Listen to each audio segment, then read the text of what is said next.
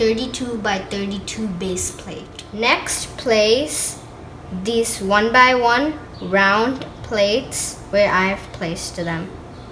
They give my bricks more movement.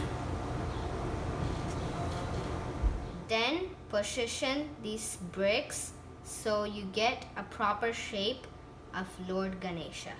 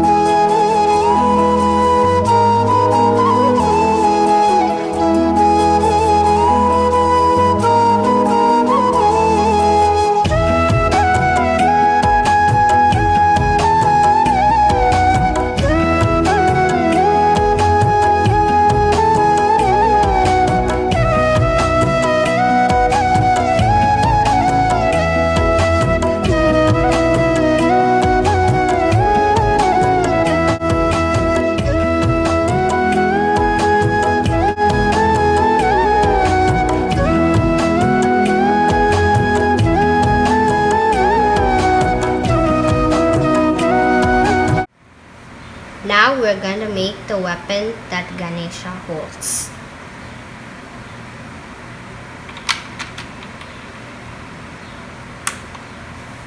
Now I'm going to make the tusks.